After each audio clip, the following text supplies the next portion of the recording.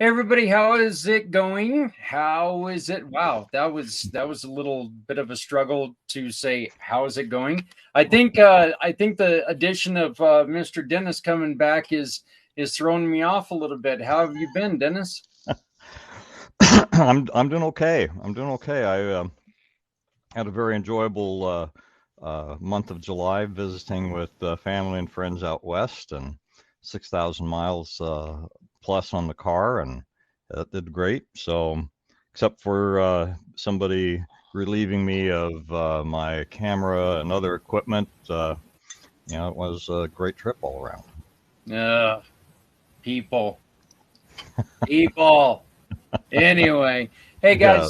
guys, we are going to be talking about a couple things today because we do not have a guest today. And what we want to kind of touch on is that I think every single one of us is going to give something that we've noticed that people are struggling about, or we're going to give our opinions on certain things. I do need to let everybody be aware of this. You know, we are going to be talking about certain things that are in the news. These are our opinions. We are allowed to have them. If you disagree with us, please put it in the chat and we will talk about it. None of us are out with any intention to hurt anybody, or and if you feel like maybe we don't have the correct or the whole story, I think every single one of us on this show will invite you to come on and talk to us personally, and express yourself, because this is what this is all about. So we are going to get started though, as we always do, talking with Stephanie, the goddess of the grave. Please introduce yourself and tell us about yourself. Good morning, everybody. And Dennis, I'm so sorry to hear about the things that were stolen along your travels. Good morning, Mr. Z. Good morning, Patrick. Thank you, Zach. I'm happy to be here. My name is Stephanie Simoes. I work with nonprofit organizations and people year-round to assist with fundraising through One Hope Wine. We are a cause-centered winery out of Napa Valley with over $9.7 million donated to date. So what I do is I specialize in fundraising, gifting, private wine events, and wine delivery. And it's great when you pour a glass of wine or send a gift. It's really a great feeling to know that that bottle is making an impact for a nonprofit organization that's important to you. Zach and I run a monthly show highlighting smaller nonprofit organizations to help them fundraise, but most importantly, to get their mission out there to more people. You can follow us on the Community Pay It Forward One Hope fundraising page on Facebook. In fact, this is a really great month to follow us there, because I kind of gave Zach a little bit of a nudge and asked him to talk about his organization that he runs this month. So if you haven't checked that out, definitely jump on there. I'm also the co-founder of PNS Properties. We are a family-run business. That is not me sneezing. That is the baby on my lap, if you can hear that. I'm so sorry. We are a family-run business that's working to curb the homelessness crisis in our veteran communities. We work with HUD-BASH recipients on housing, and we are working to build veteran communities and housing while providing support and resources. A little bit of a new announcement that I'm adding here is that I'm also the co-founder of New Heights Homestead. We are traveling 580 miles with our family to build a mountaintop homestead from the ground up. So if you love animals, natural living, and building, you can follow and subscribe to our YouTube channel to come on the journey with us. This mission in particular is really important to me because in the last few years working in the nonprofit space, I have learned a lot about where our systems are really lacking in support. So it's great that we are, providing education and resources here to hopefully really help bring the number of losses in the other direction with our initiative with Footprints Forward.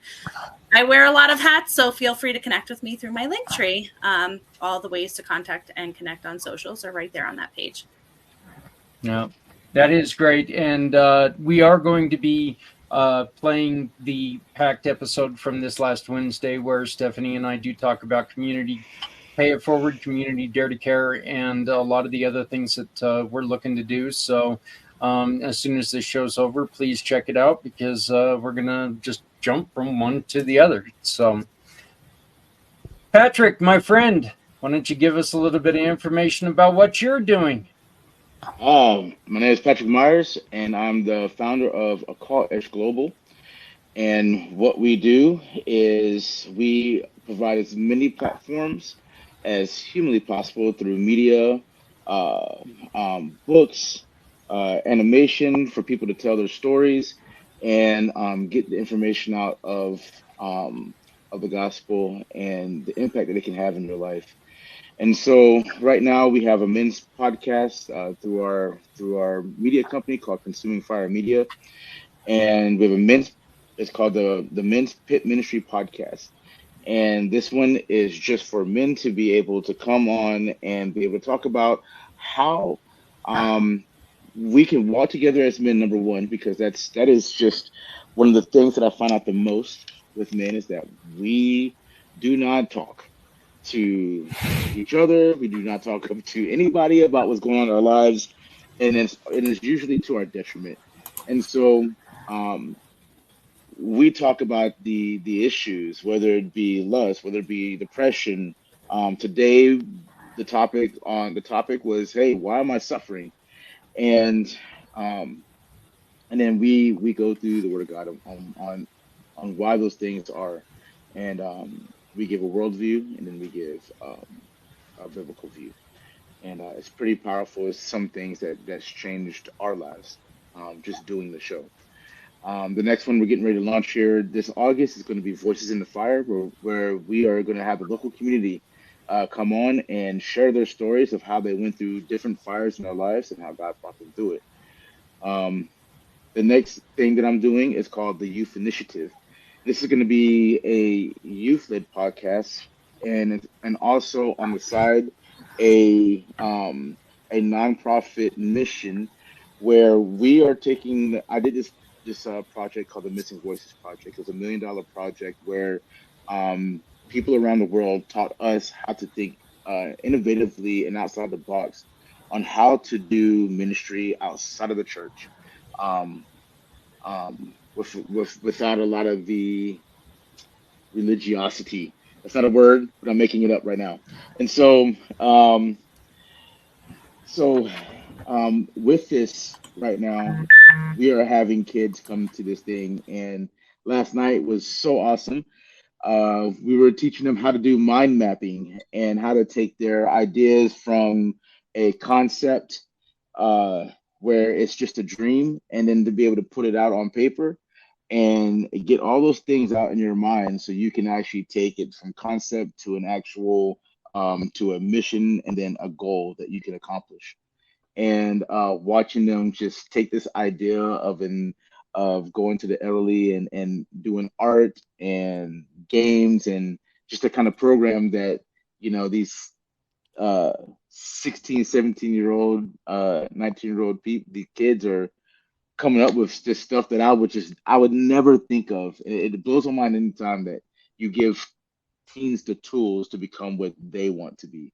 It's just, it never ceases to amaze me what they become and the things that the ideas that they have that we are just completely disconnected from.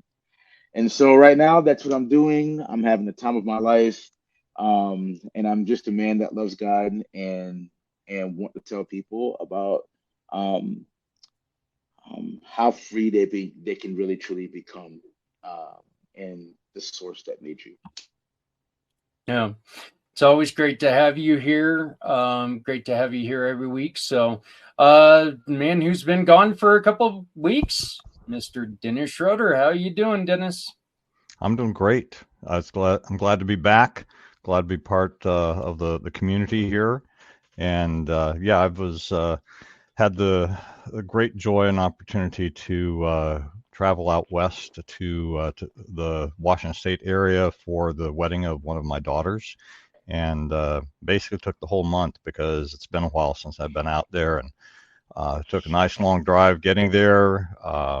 Visited with all kinds of family and friends in the Pacific Northwest, and then took a little bit longer drive coming home with stops in Medford, Oregon, Idaho Falls, Idaho, and Emigration Canyon, Utah. So good to be back home, though. Well, how is your GoFundMe going? My GoFundMe is, we've got about 2/3 of our goal.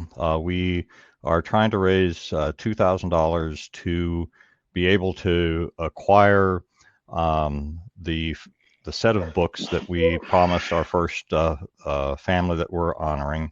I am the founder of the Price of Freedom Foundation, and we're working currently with 4 Gold Star families. The first family is the family of Machinist Mate First Class Alfonso Abdel Amos, who served 18 and a half years in the United States Navy and was lost at sea. What we promise all of these families is that when we have completed our work and we have a written book that we've produced, that we will gift a copy of that book to them so that they can have something to hand down to future generations.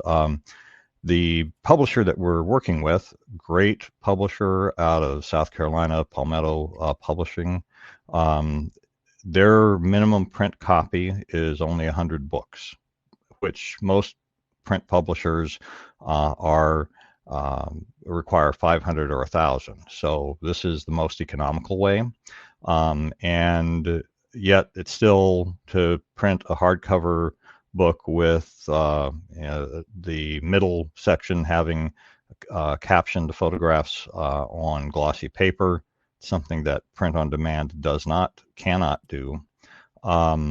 It's still about $20 per book shipped.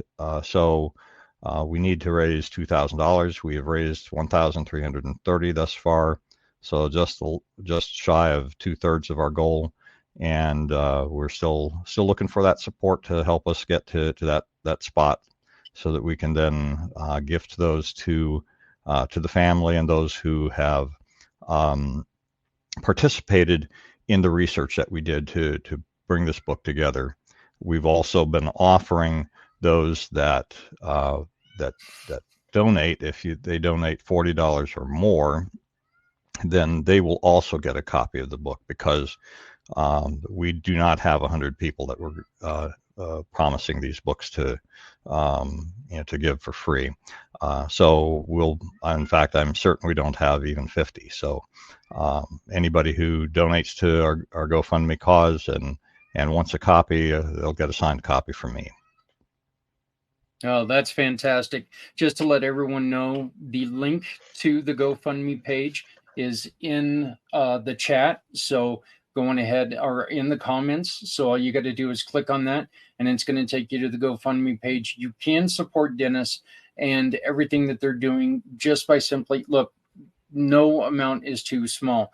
This is not some of these bigger organizations where, they're more likely to lose $10 than to use $10. This is an organization that's going to use $10 and love you for it. So right, absolutely. We certainly appreciate and acknowledge every person who donates $1 or more. We have no paid staff. We are tiny at this point, and we operate with volunteer labor at this point. And in fact, almost, I'd say, every service that we make use of has discounted their rates in acknowledgement of that. Yeah, we just wish you the best of luck. We're hoping we can get this first one out so we can concentrate on the second, third, and fourth one. Welcome back. It's great to see you again. Mr. Z, you're up, brother man.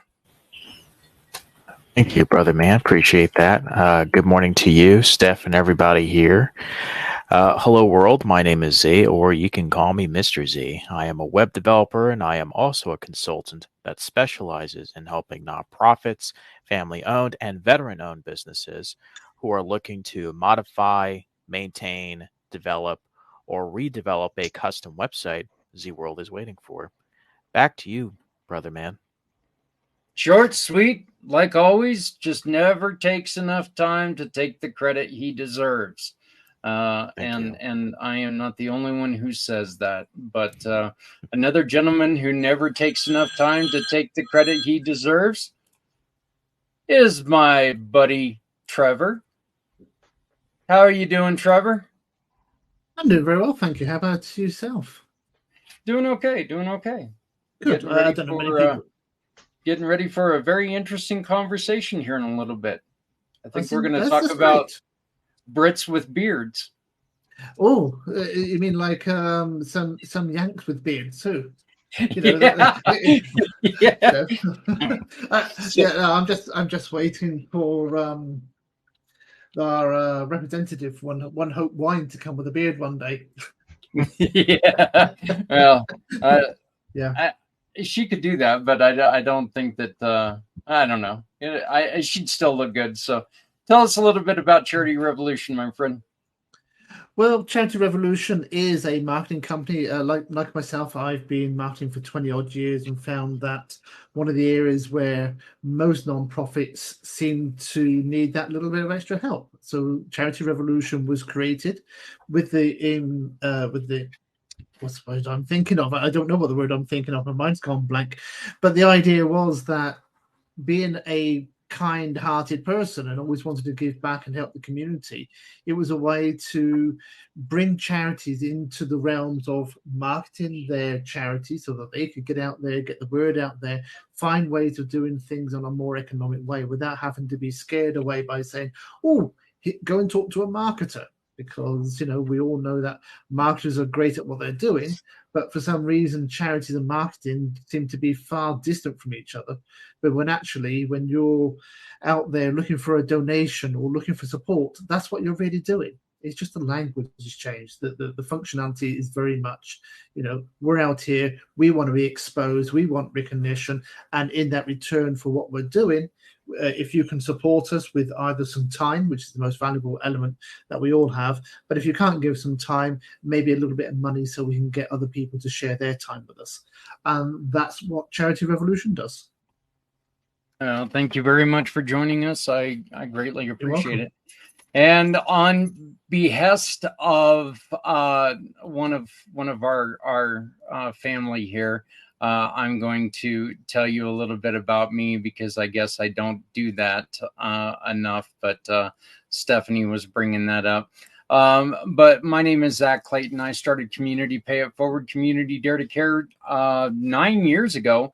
I was run off the road on my motorcycle. And matter of fact, guys, I am 7 days away for it being 9 years. So we're coming up on my birthday again. So, you know, but it's the younger birthday. It's not like the normal birthday where I sit there and go, oh God, it's another year and I feel it.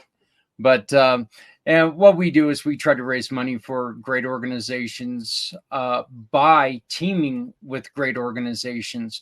You shop with Trevor, we can support Patrick. You shop with Z, we can support Dennis. You shop with Stephanie, we support other nonprofits. It's wonderful what we do because what we're doing is we're putting together a database of very, very strong people with other people who have different strengths, and we're working together to make this world a little bit better.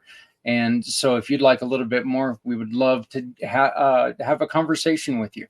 My card is on the bottom of the screen, or just go to communitypayitforward.us, and you can see the wonderful work of a couple of the gentlemen that we work with right now.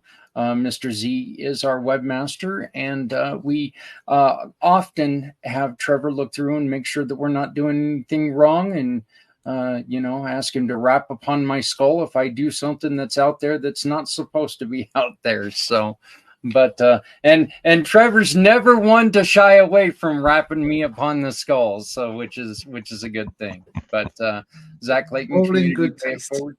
Yep.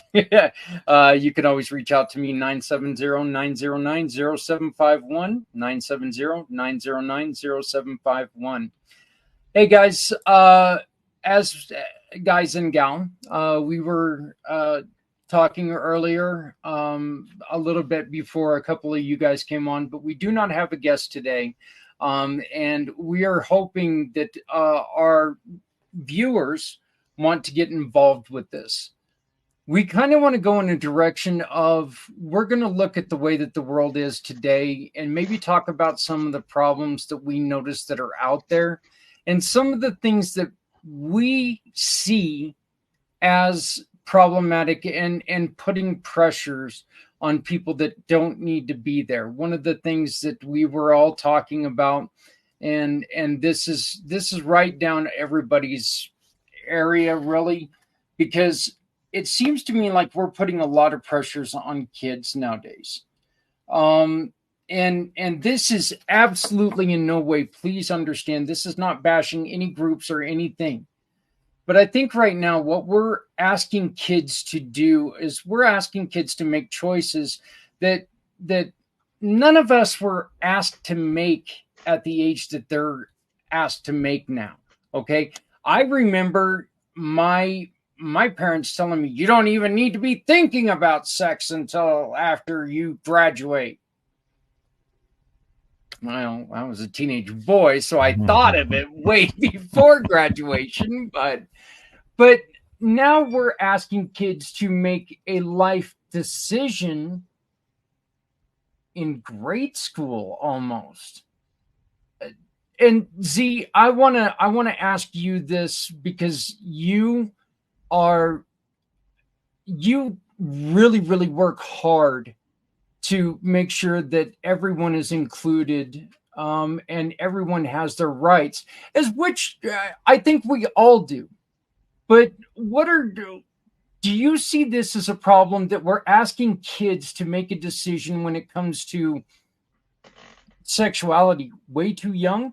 Or do you think that we're on course and we're doing it right?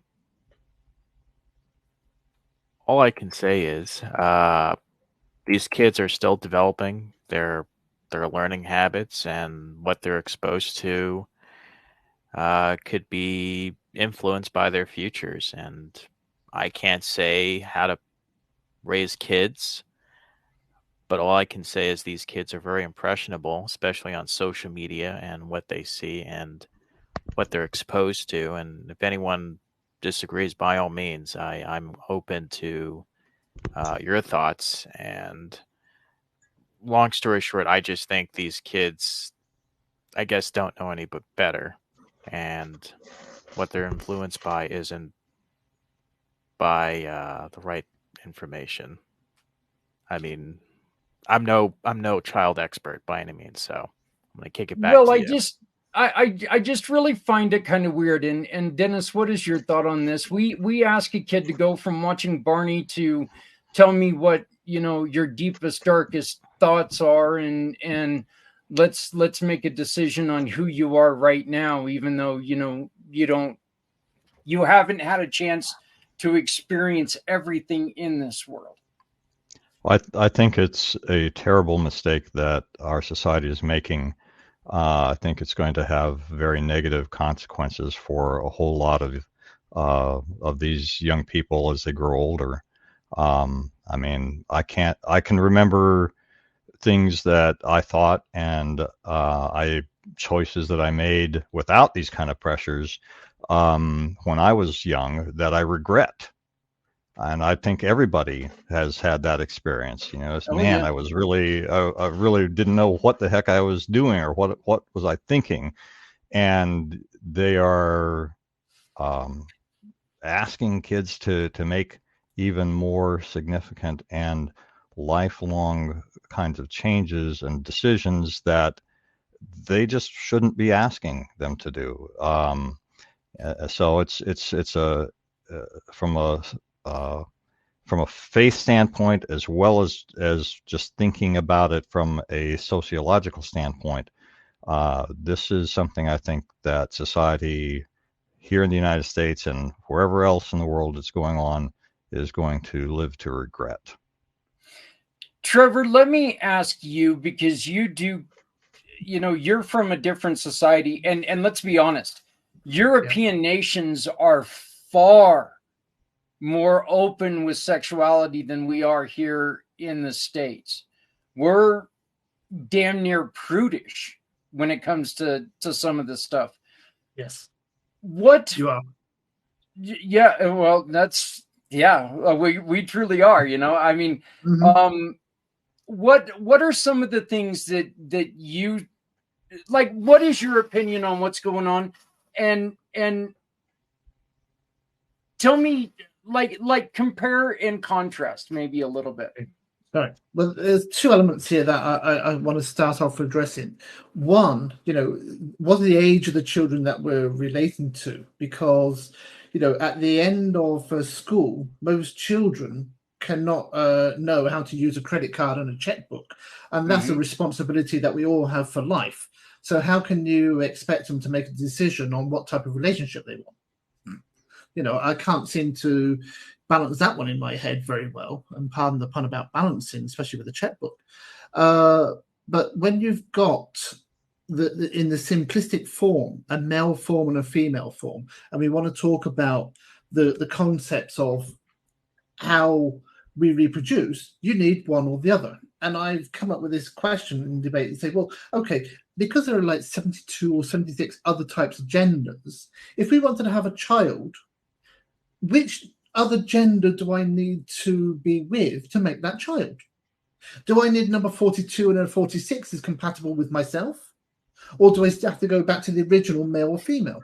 I think we're starting to open up way too many questions and combinations of things that is just not appropriate for a child.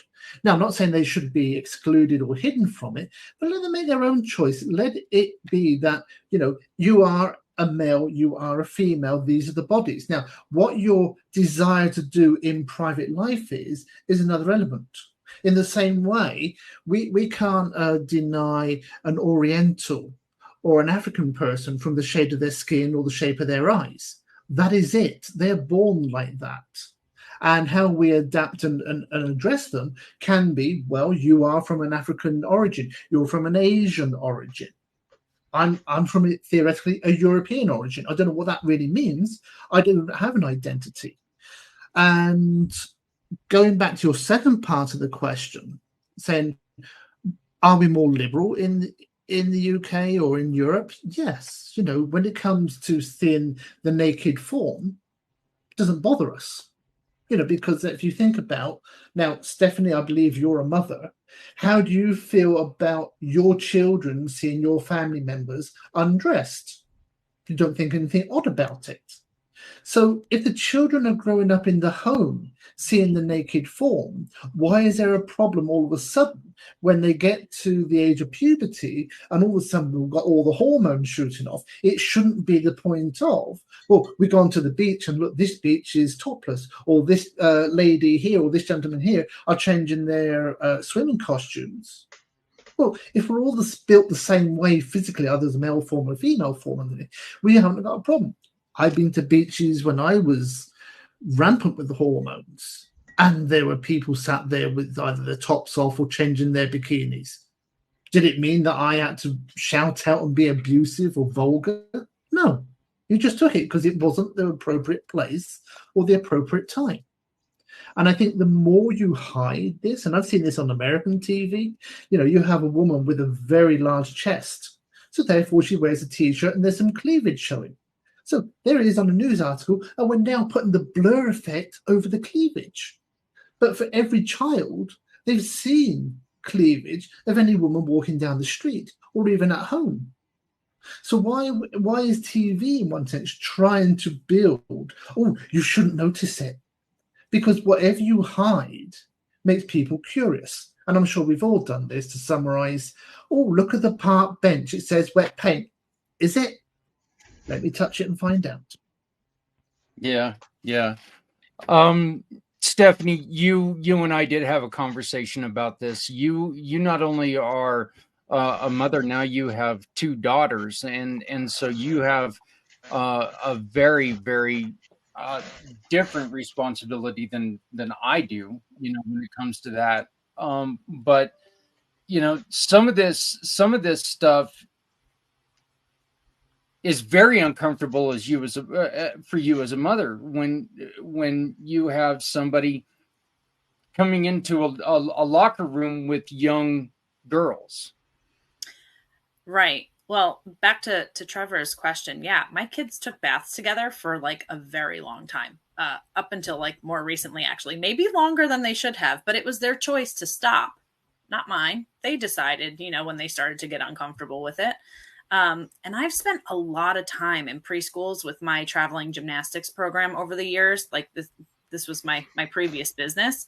I serviced those schools for so many years. And there were 4-year-old boys that played with Barbies. You just didn't draw attention to it. It was normal. They were exploring. They were, like role playing. They were playing with their friends. It wasn't such a big deal. And they grew out of it and then explored other things. So I guess there's a lot more attention being drawn to things like that now.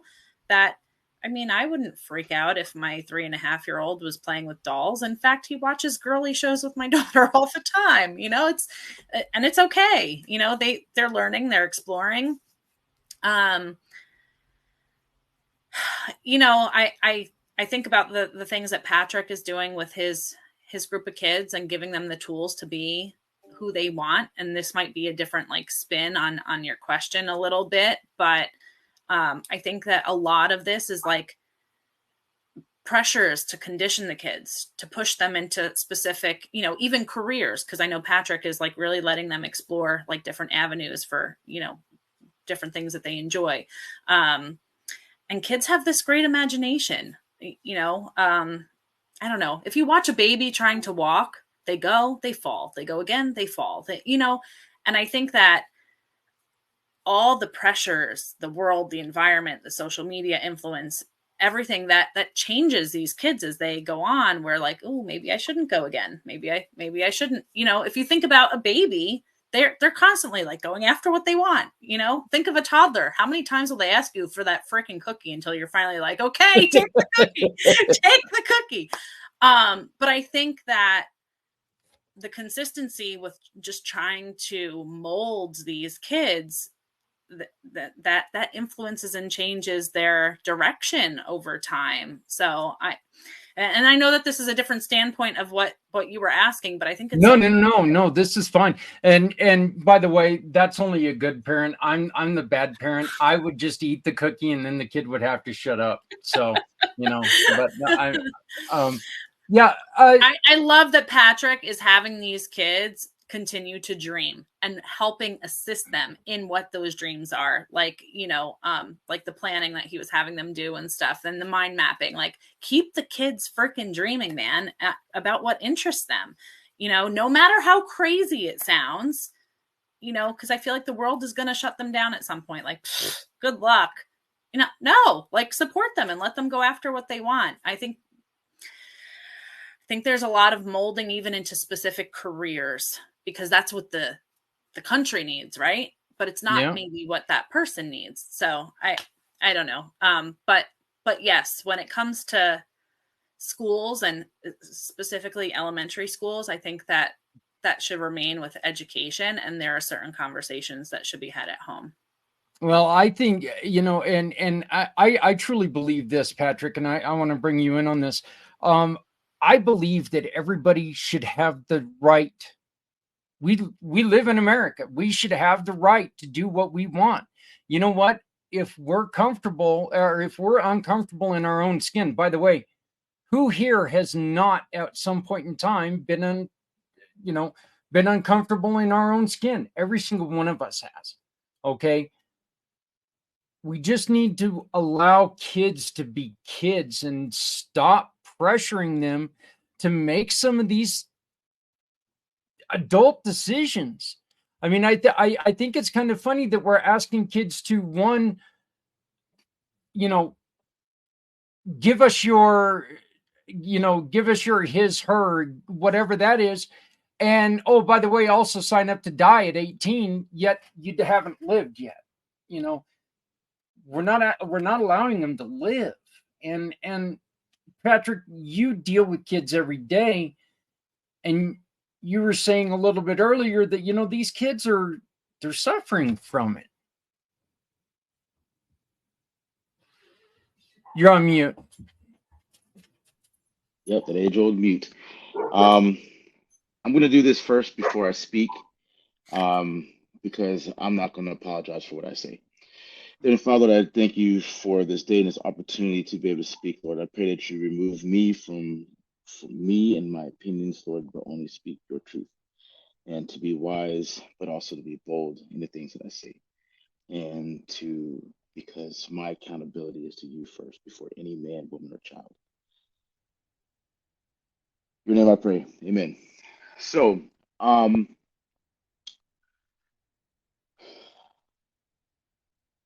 man, I think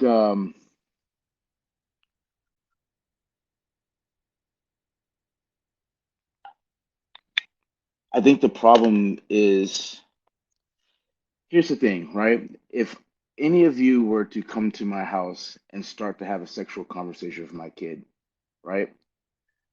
You probably won't walk out of that house alive, right? If I was to walk into your house and just start having a conversation about what I think sex should be like for your kid, insinuating anything, coming into the bathroom with your kid and using the bathroom and just being like, hey, my body's free, you can just look at it and all that other kind of stuff, you would kill me. That would be the fact. Am I wrong in that? I'm not wrong in that. And so we have taken kind of a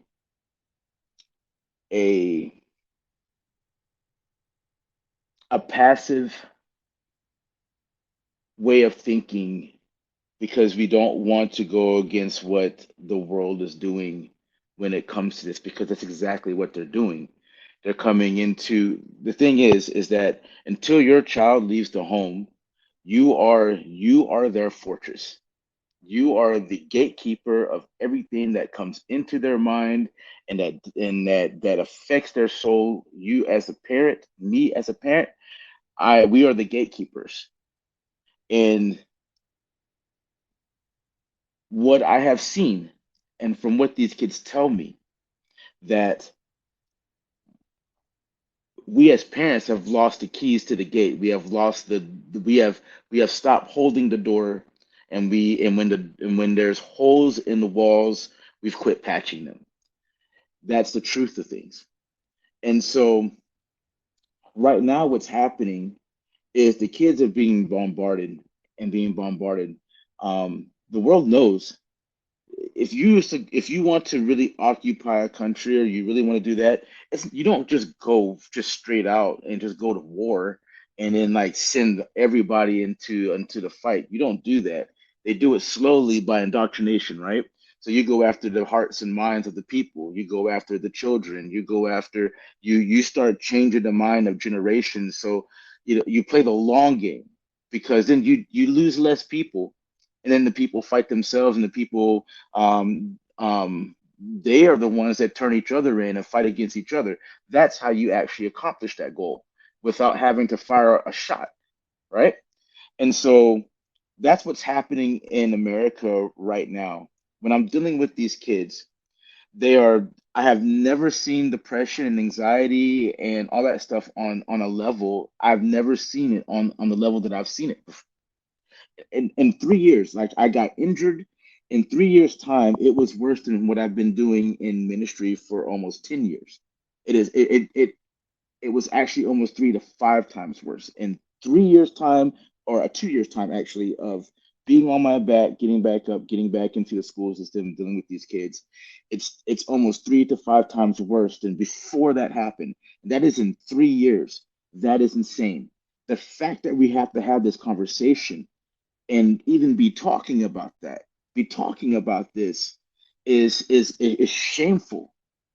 It's shameful on another level, that this is something that we have to consider talking about, is whether our kids can use a bathroom, our girls can go use a bathroom with a man, and then like we all know the implications of what that's going to do and the purposes of it and what happens in those places when that happens, right?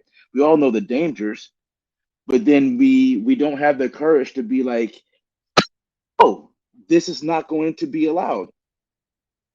We talk about it, but we don't do anything about it. And I'm watching the kids suffer because of it, because we have lost our way to do something about it. Because me saying this is going to cost me something. This is the fact of life.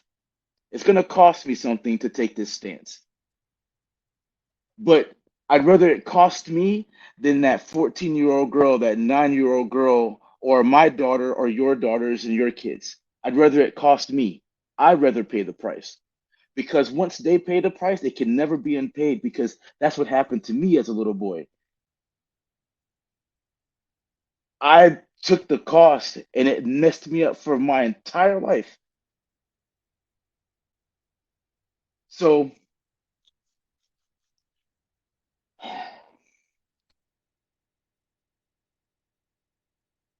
we have too many people that feel the same way, right? The fact that,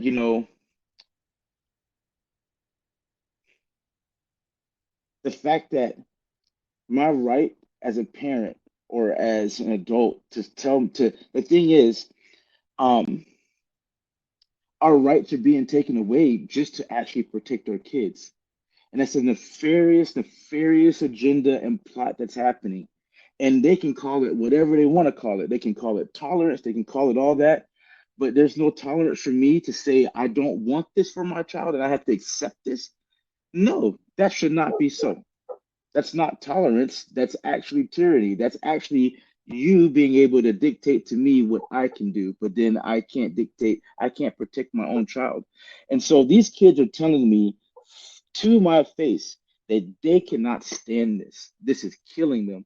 But then what they have to go through in school, where the teachers will say, will persecute them, their principals will persecute them, their own schoolmates will persecute them for just being like, well, I don't like they don't. A lot of them don't believe in that kind of stuff. They know that they're a boy. They know that there's a girl. They know that a freaking banana goes into the donut, and that's the only way it works.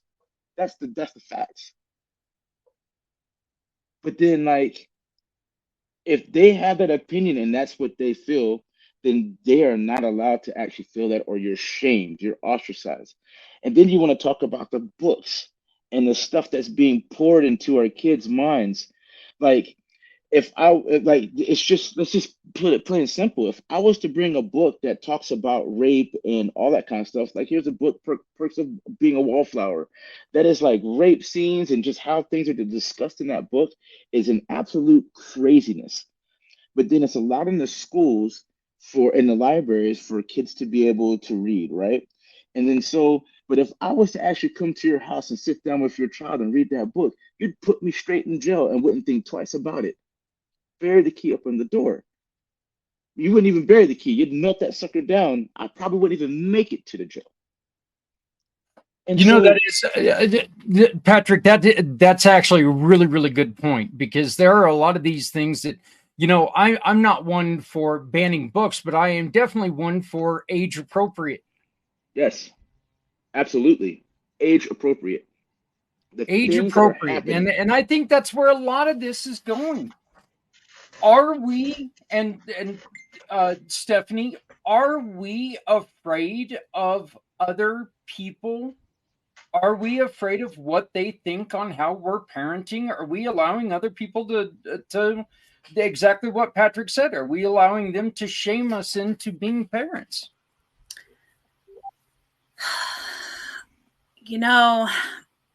Like Patrick was saying, when there are too many holes in the walls, you quit patching them, right?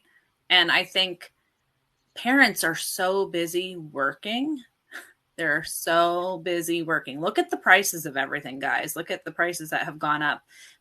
Families are struggling, just to make ends meet.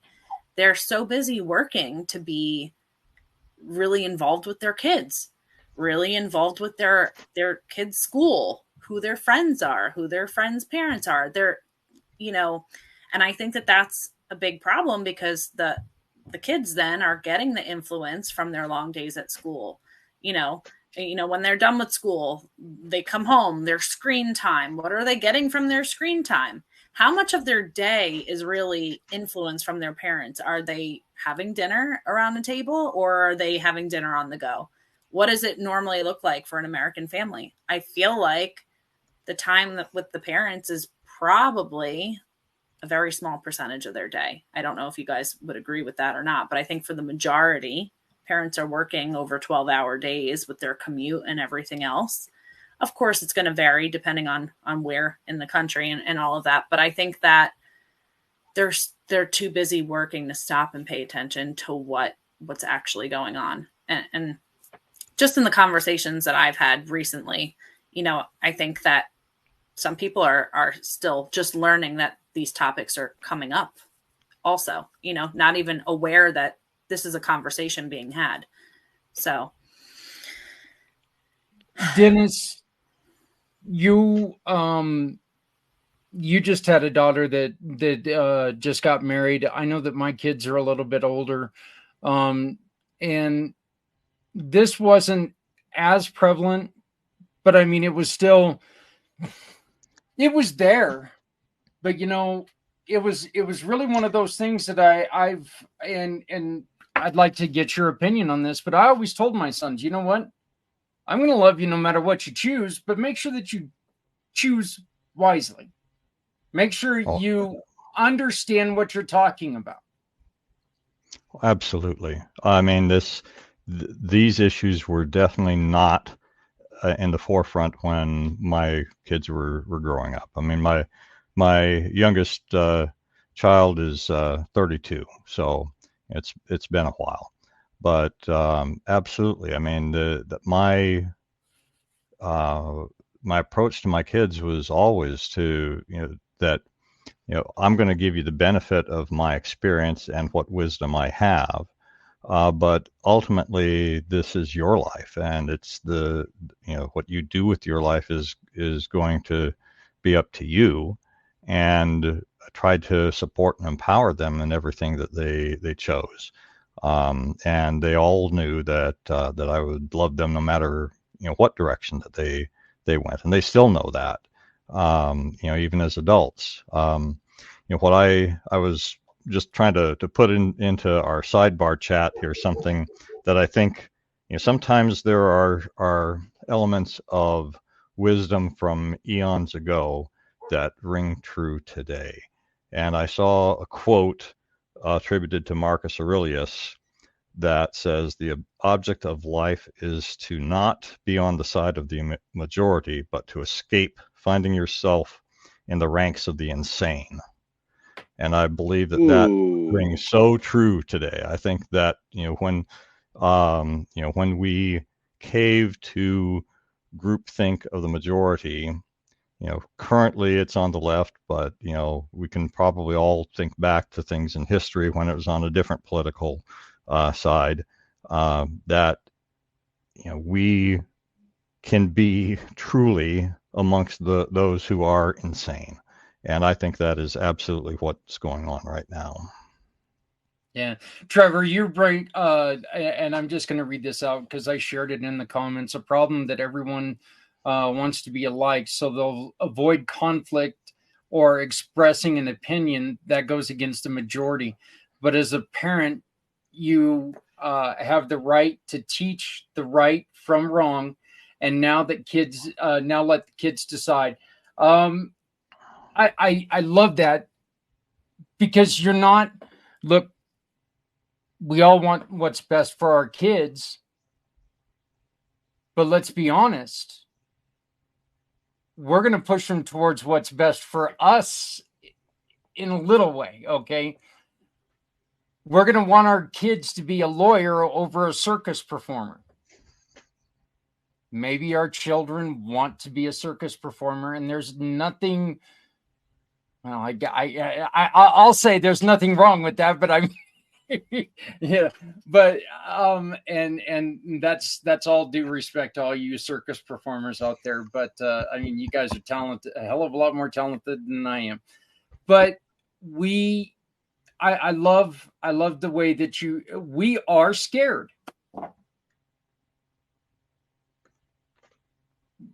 It's so true.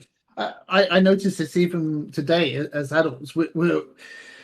Whether it's a political view or whether it's a social view, you think twice before you comment now. And people don't allow people to have different views. If you don't like it, what do? I unfriend you. You know, so what's the point of that? Because I'm not going to learn other people's opinion. Now, something else popped into my mind, which changed when I was at school. And I don't know if this still is a topic taught at school, but think about it. Is religion still taught at school today? No, it's not in England. Hasn't been since the early 80s. You know, we started understanding about religion. Well, I was C of E, so therefore it was a C of E biased thought process. But then all of a sudden, well, hang on a minute, what about all those that are not? So instead of teaching all religions and all point of views, no, we'll just take it all away. We'll just hide it away. And now I feel that I lacked a lot of, let's say, Christian teaching because they took it away. Now, if we take away the training of people, the art of being afraid to speak your mind without consequence, the fear of that is so impelled upon us that when it comes to, let's say, talk about politics, I think I feel safer talking about politics and upsetting somebody than I would about talking about religion.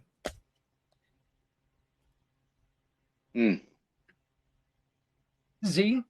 You dropped the atom bomb on that one, Butter. Mm-hmm. Yes. You did. Z, again, as somebody who doesn't have kids, but you are younger than the good majority of us here. You know what? So I mean, I think you and Stephanie were probably right around in school about the same time.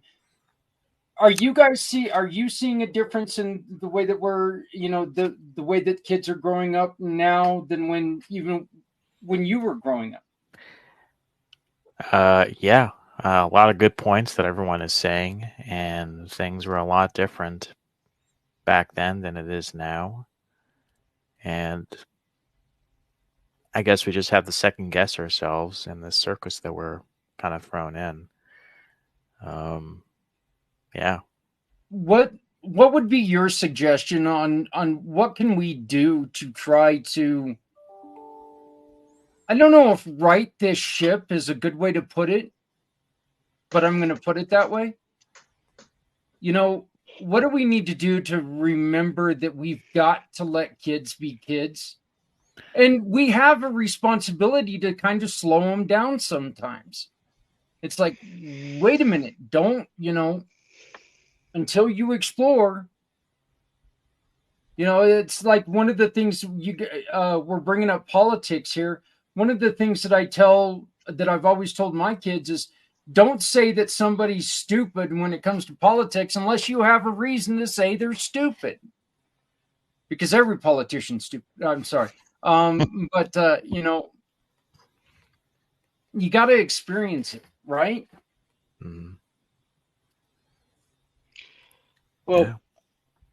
I'll be honest. Like everything I said, I don't believe. Like, okay, yeah, it might hit on some politics, but I'm no politician. Yeah, I'm no politician. I could care less. I mean, it's important to know, but that's just not what this is about. It's not about politics. Um, but it is about, man, just the God-given common sense that God's given us, and the right that is our freedom to be able to speak what is true and what is right, And to have those opinions, we've lost the art of being able to just talk to each other, and disagree and be able to keep my boundaries. Like there's no such thing as boundaries anymore. Like all that's being torn down. My boundary is that none of y'all get to talk to my kids about their sexual orientation. Nobody gets to do that except for me because the word of God says fathers raise your children. That's my job.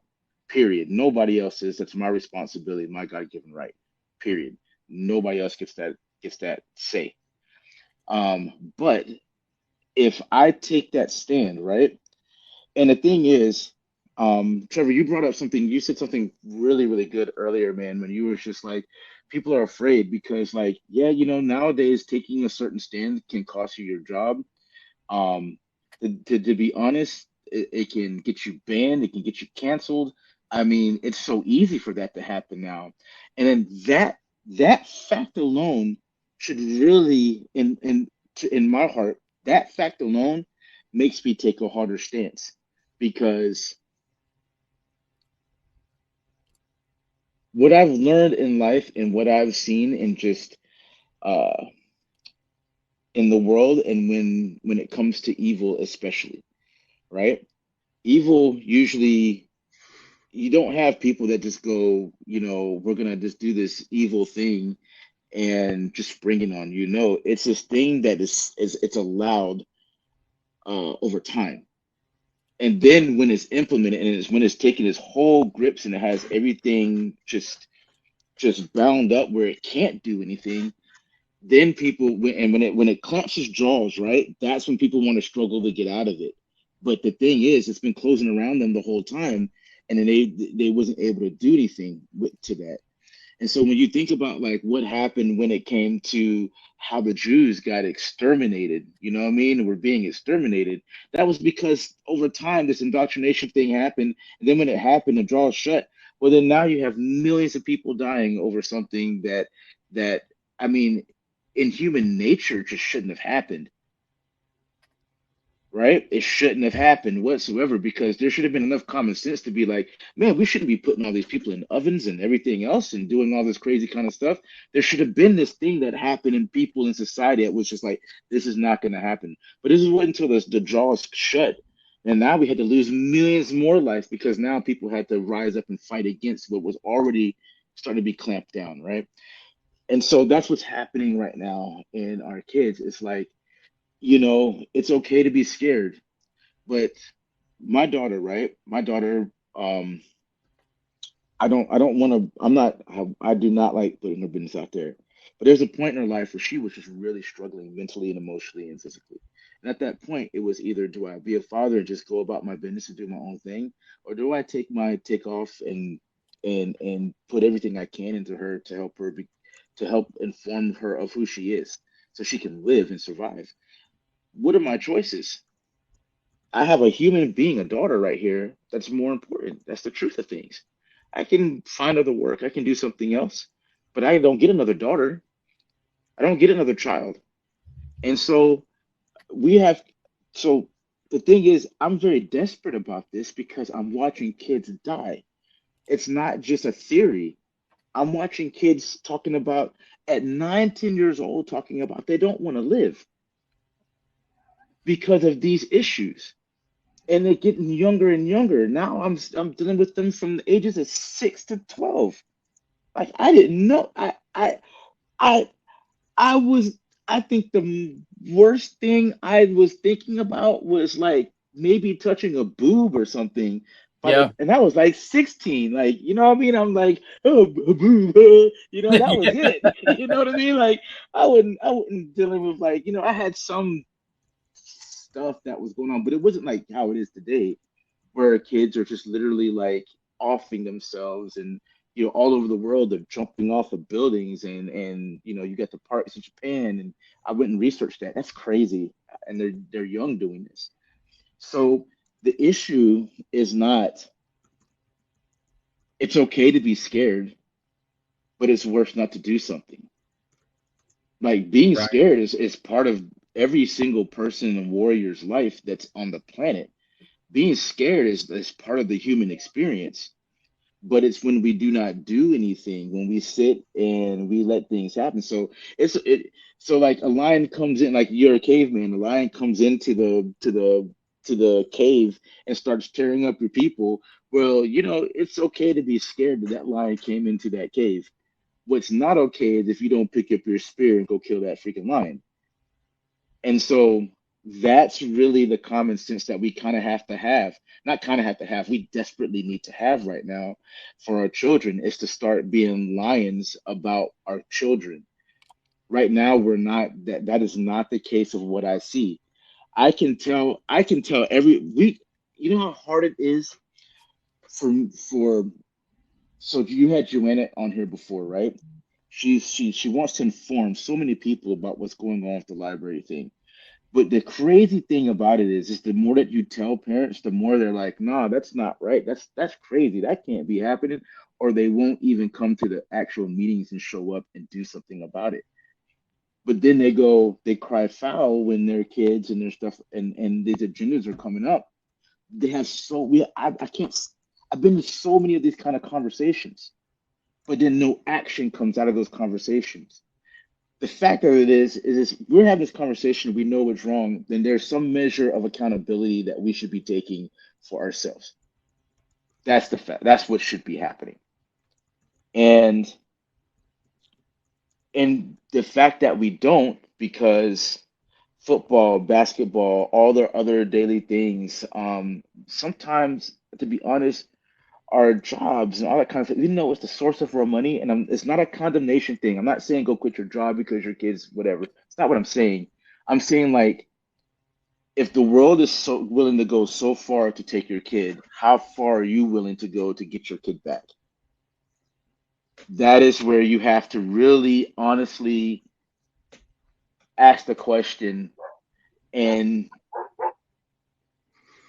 it's I believe that I'm called to say those things because it's the things that people are really afraid to say.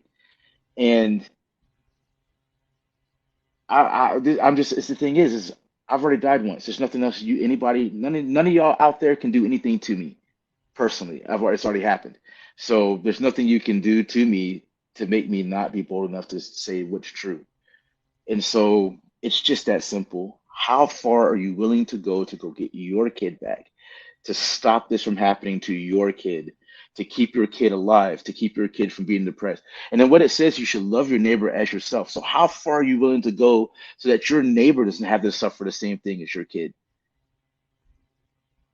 That is what we've lost as a society, is our to love our neighbor as ourselves. So as long as it doesn't happen to my kid, I put my kid in private school, I do this, then forget about all those other kids over there that don't have the same rights and abilities and stuff that you have. So, like, are you willing to fight for even those kids? And imagine a world where that was the case and people stood up and people were bold and people were like, imagine if you was a mom that just, like, your kid's suffering in this way, but then you have this job. Yeah, if you say this is wrong and you don't agree with this, like, what will you say if something happens to your child and you could have done something different about it? What can you say? And you kept silent. Look, I think the biggest thing about all of this, and we need to go through and do our what we learned today real quick, but and then Dennis, you had an announcement that you wanted to make. But I think the biggest thing that we can do as adults is we can do exactly what we've done here. We've had 6 of us that are in different stages of life, different areas, from different places on earth, different political affiliations, different backgrounds. We were all able to sit here and calmly discuss this. None of us have a kid sitting next to us right now that would have listened to this conversation and flipped out because they thought we were trying to hold them back. We were able to sit here and discuss this like adults, and I think that we need to do that a little bit more. Amen. Absolutely. So, Trevor, what did you learn today, my friend? What did I learn today? I learned that we should be talking more like this openly, not only to ourselves. Don't be afraid to talk when it comes to children. Let them have this conversation too. Listen to this type of Yes. conversation. It's down to education. You know, there is Yeah. wrong, there is right, and that's easy to address. But when the information source, when I say, well, the sky is green, and I can be right until you prove me wrong. But you have to accept that you may be wrong in your thinking. And that's the challenge I think that we have. But that's the thing that we should embrace. Yes. Very good, Trevor. And thank you for bringing up that the kids need to be part of this conversation. That's something that we did not, I didn't bring up, and that's very true. Stephanie? I think that these are all really, really great points, and Trevor shared some things that I agree with too. But yeah, I think we just have to be open and willing to communicate and be open to other people's views. Just continue the conversation and just keep the kids safe, man. This conversation should be for the older kids. Yeah. Patrick? For me, it's I guess from the group, from especially what Trevor was saying, sometimes when you get into the fight of things, right, and you're just seeing these things happen, and you're seeing it from like the bottom, the ground, the actual battle, right? Sometimes you can forget those things about, like, man, the parents are scared and stuff like that. In my mind, I guess it would be like you don't have time to be scared. You just don't. That's really how I feel about it. But then, like, everybody's not built that same way. Like, they're just not. And that those things are important. And then also having that conversation with the kids, that is one of the most important things, because you'd be so surprised on how they feel about things. And then for Stephanie, as far as just that's one thing that's really important. It's just welcoming other people's points of view, like being very open-minded. The reason I can take this stance is because I have listened to a lot of people, but then there is common sense. There is just, well, there's an alligator right there, and then there's a clear path. Well, do I go step in the path of the alligator and just be like, to be okay, take my chances, or do I go this crazy path? That's why my black behind don't go to the ocean and get in the water. That's why y'all get bit up by sharks, because of that right there. I had a really good friend. I had a really good friend that I was over the road truck driving with, Patrick, and he told me once a little nugget of wisdom that I think that you would like. He said, "You know why you never find that black people go missing in the woods? Because black people don't go missing in the woods or messing in the woods." So he was like, "That's the reason why we don't go missing." So, but. I just wanted to add, what, just hold conversations. Let's just, regardless of your beliefs, regardless of your political stances, regardless of any of that, these are problems that our kids are dealing with today. Okay. Yes. As scary as it is, sometimes the kids are our future. And we need to make sure that we're allowing them to express themselves. But you know what? When you have to slow them down, you have to slow them down. Dennis, you had some news for us, and then you wanted to. Then I need to get your thoughts. Okay. Well, actually, let me talk about what you asked everybody else here about today's conversation. That is that we live in very difficult times, and we have some challenges that we're facing that previous generations didn't have to face. And I think it does call for what I see as a need that is lacking in so many areas is a need to have civil conversations with people you disagree with entirely. And that's something that I was taught and that I Yeah. learned to develop. And I mean, sometimes, and I don't know where the balance really is to this, but we have a First Amendment that says we can say whatever we want to say, but sometimes if I'm just shooting from the hip, I'm going to be saying it in a way that's going to really hurt or offend somebody else. So I've always tried to be thoughtful about what I'm going to say before I say it. And I think that skill is something that is lacking in a lot of areas in this world. Now, the good news I wanted to share, it's a little bit of good news because I see it as something really positive about the whole subject of helping people to decide to stay around with us another day. This morning, before I came on here, I had to go to the hospital where I'm going to have my surgery on Wednesday and do some preoperative blood work and other stuff. And while I was in there, they had a whole list of questions about my health history, etc. But they asked a question I have never had asked from a healthcare provider before. And that is, have you ever in your lifetime attempted or made a plan to harm yourself and or had thoughts about it? I was blown away because I was able to talk about the fact that yes, I did at 17, have the gun to my head, etc., and talked a little bit about the years of depression and suicidal ideation that I'd had while I was in the Army, and the fact that I have not had those kind of thoughts in a very long time.